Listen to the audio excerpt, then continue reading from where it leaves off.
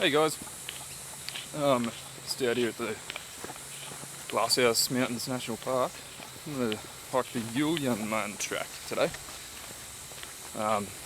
Basically that's Aboriginal for walk slowly, because there's some pretty steep sections, some sheer cliff edges, and there's lots of lots of plants that are unique to Glasshouse Mountains only. Like a tea tree, I'll see if I can find. It should be flowering this time of year too, pretty cool.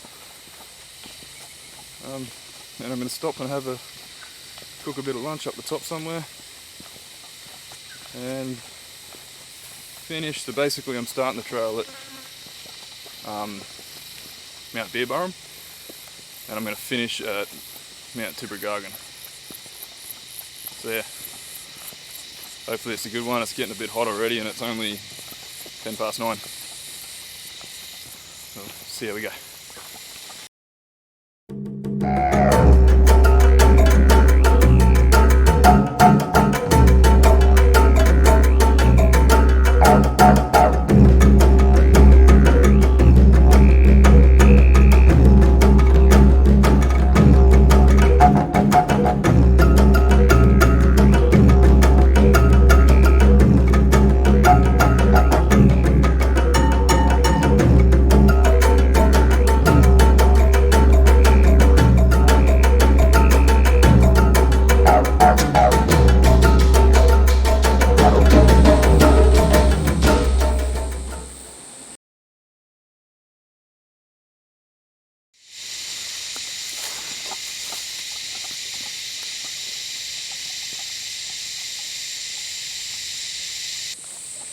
So at the moment I'm just on the Beerburrum Trail, just walking up the mountain, hit about halfway up, and then the Yul-Yan-Man track,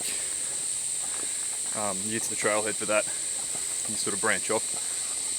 Instead of going straight up the mountain, you sort of go around the side of it, and then at the other end of the Yul-Yan-Man track I'll hop onto the, I think it's the Trachyite circuit, or Old Soldiers track or whatever it's called, and then onto Tibbergargan circuit and finish off at the other side of Mount Tibbergargan. Here we are, Mount Beerburrum up that way, Yul-Yan-Man track here.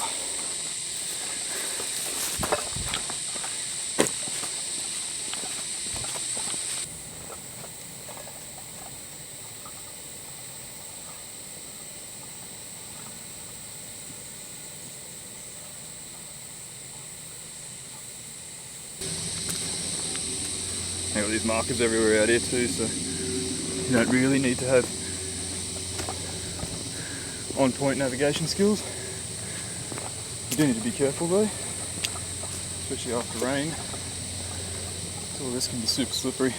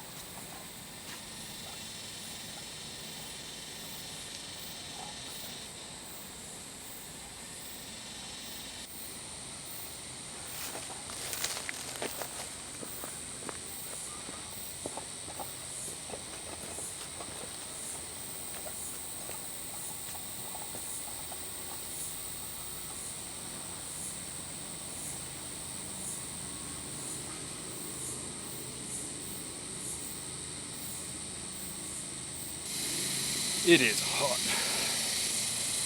Stinking hot. Right at the side of a mountain. After like 2 weeks worth of rains, it's humid as all buggery.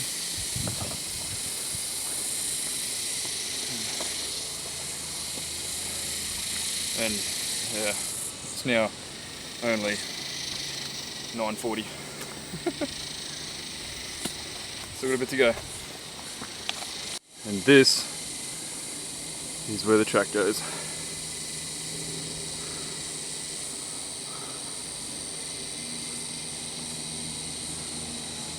So that's the horizon out there to give you an idea of how steep that is.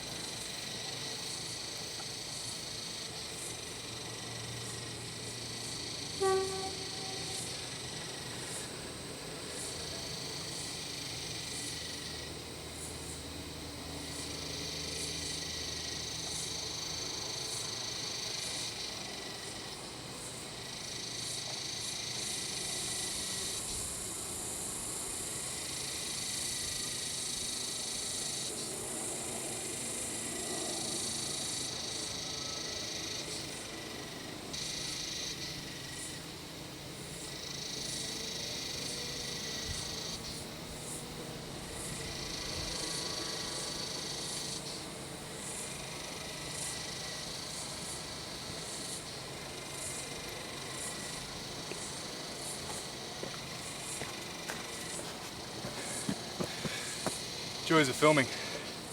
Did every obstacle 3 times.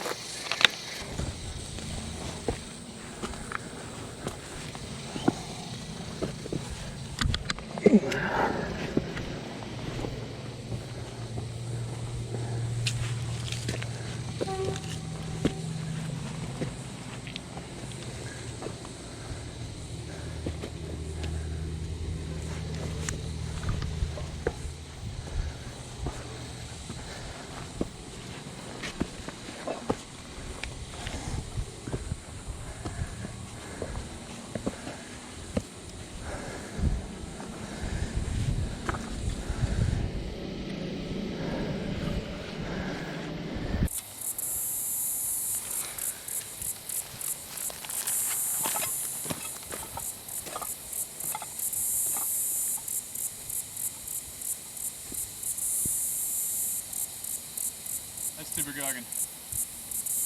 Going to the other side of that.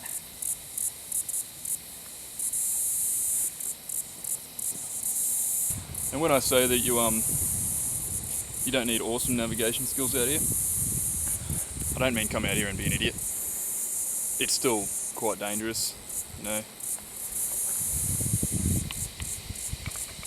It's pretty steep. If you fall, you're not stopping for a little bit and you're going to hurt yourself. And also, so this is the trail behind me here, all the way up along there. And then when you come around here, you would expect it keeps following the ridgeline that way, but it doesn't. Keep your eyes open for these little markers, because that actually deviates down the hill. So you do have to be on your game. You can get lost. And we don't really need the government spending any more money, do we? Coming out here with a helicopter to come pick you up because you don't know where the hell you are. So yeah, don't come out here totally inexperienced, but it is a grade 5 track too. So reasonable level of fitness. I'm not super fit, but I'm not struggling either, so I'll be fine. Keep your water up to you too, because it is hot on the side of a mountain.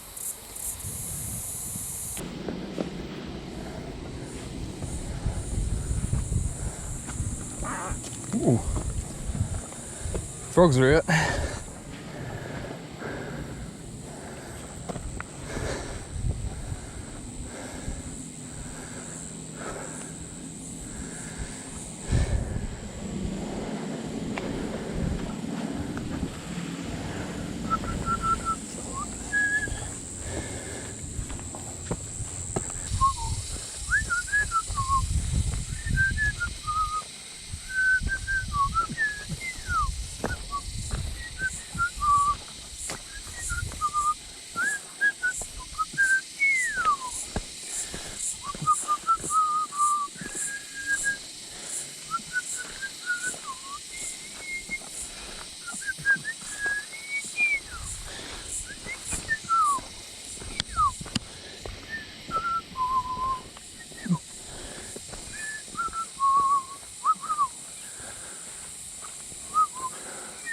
Okay, stop.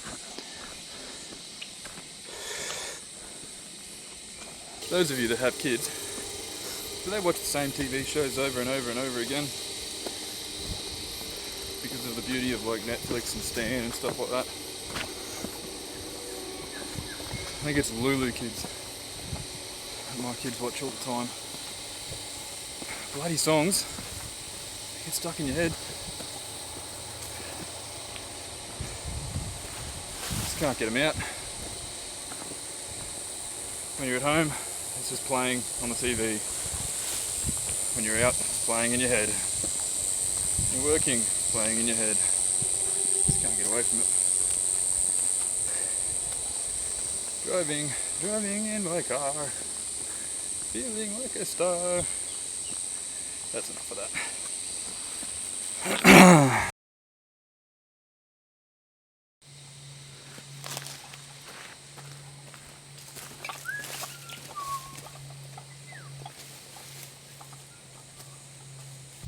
And that's why you got to watch where you camp in Australia.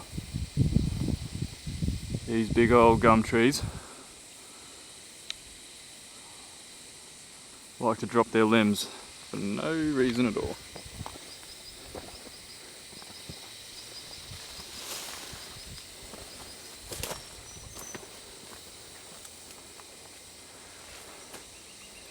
You know, if you're camped underneath that, that's a fairly big tree, fairly big branch. That's going to do some damage. And you got all these ones over here too.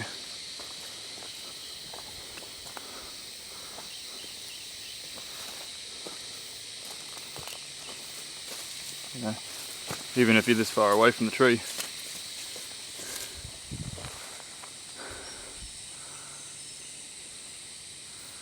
They'll get you one day.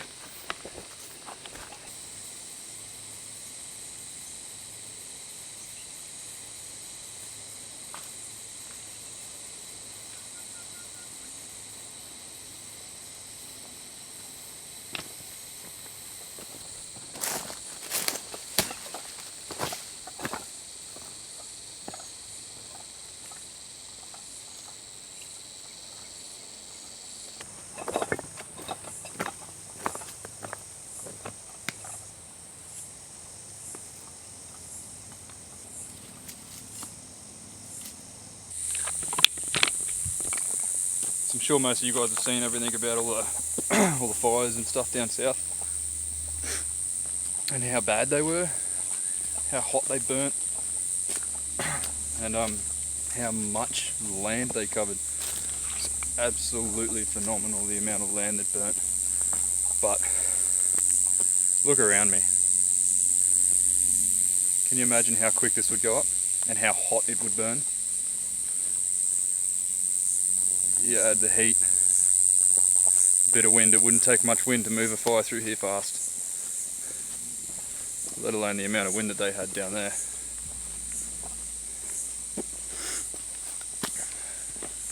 It's just, it's insane. I don't know what our government expects the bush to do. We've got to get better at it.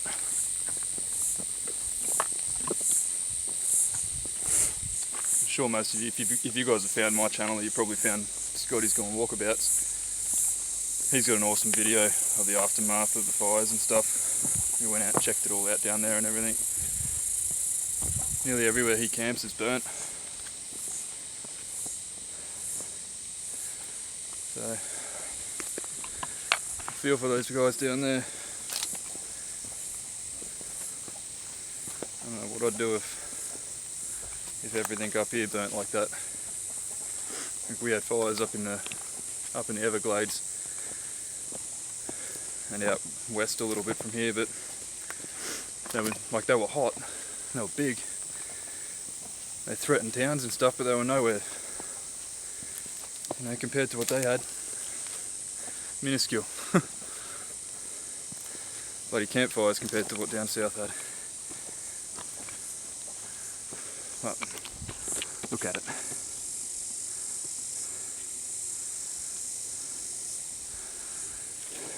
Yeah.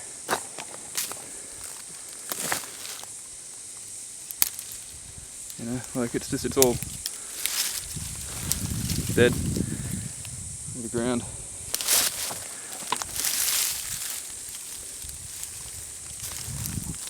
It's just one big tinder bundle.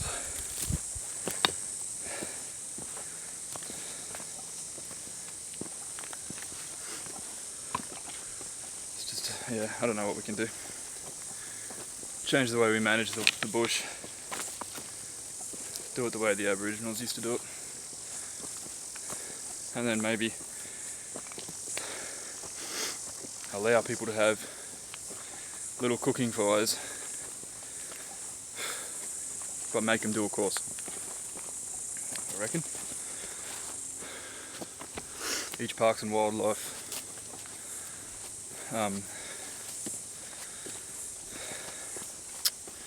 what do you call them?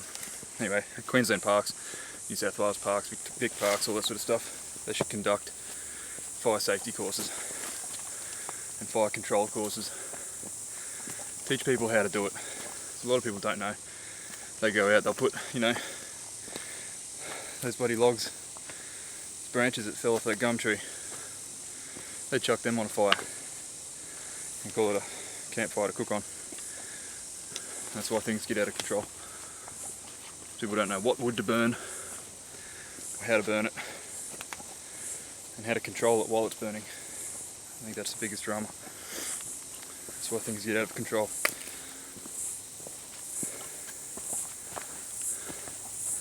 Alright, enough of me rambling on like that about that crap.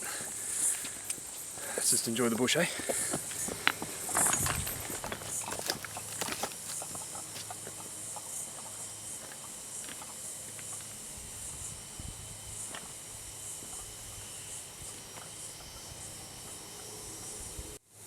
Tibbergargan.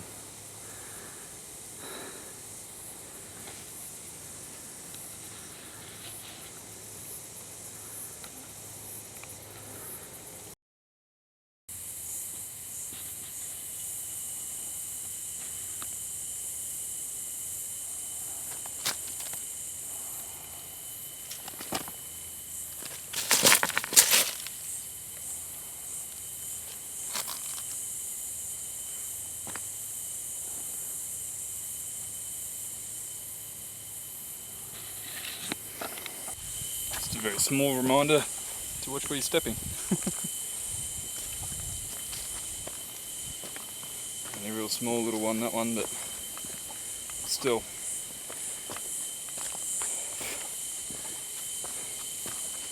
They all hurt. They all can hurt.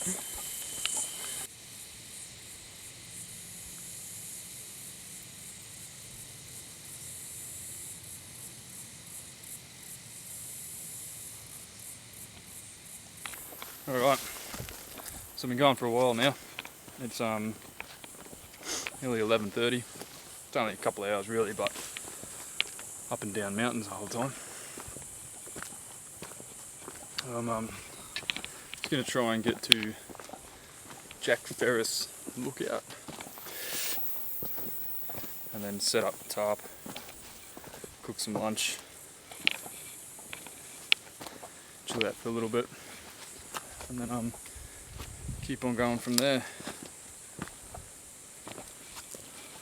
This is pretty cool, this here. Just hang on a second, I'll turn you around and have a look.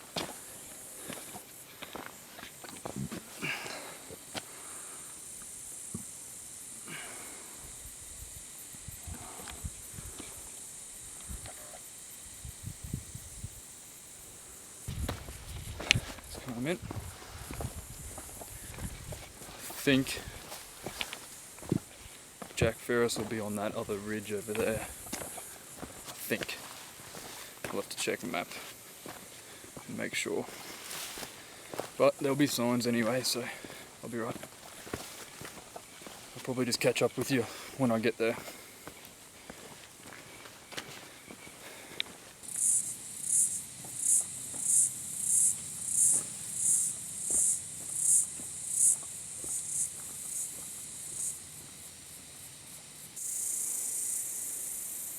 So that is the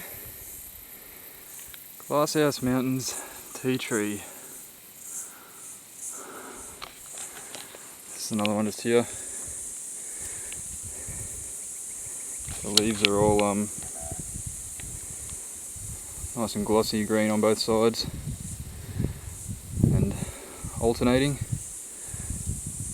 which means they don't grow symmetrical off the twig.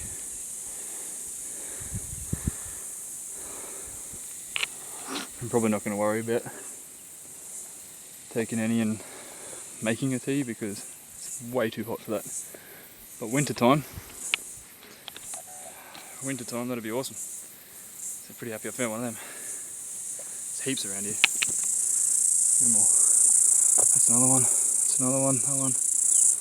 Big bushes of them.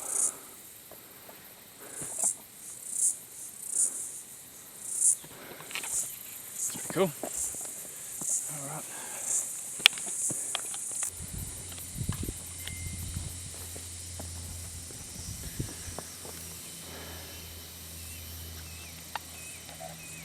Gargan over there, and over on that peak there, that's Jack Ferris Lookout. I think I'm just going to stop here. I'm getting pretty hungry, and this has got a mint little, somebody's already set up like a bit of an A-frame here that I can throw the tarp over. Got a pretty cool view here. That's BUR back over there. That's where I came from.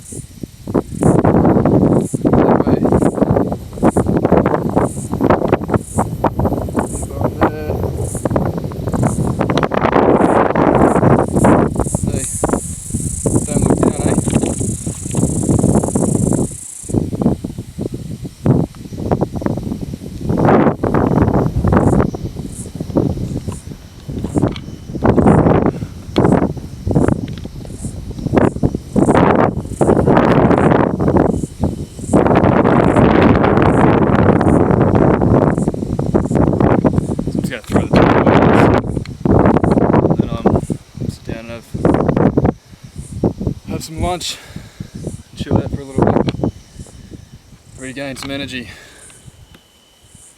Alright, get back with these in a sec.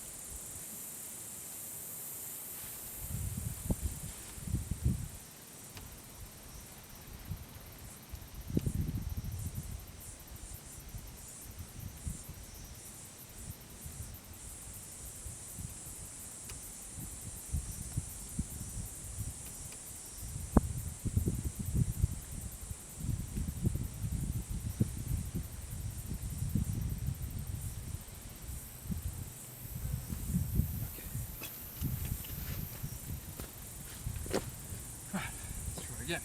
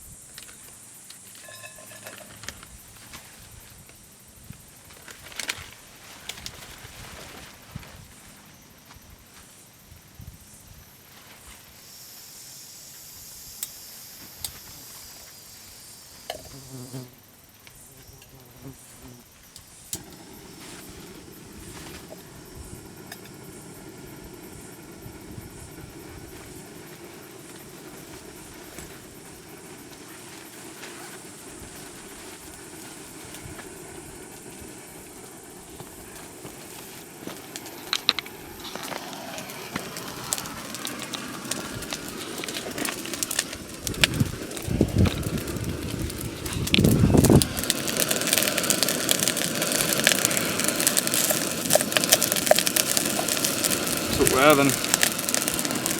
Just a quick heat up.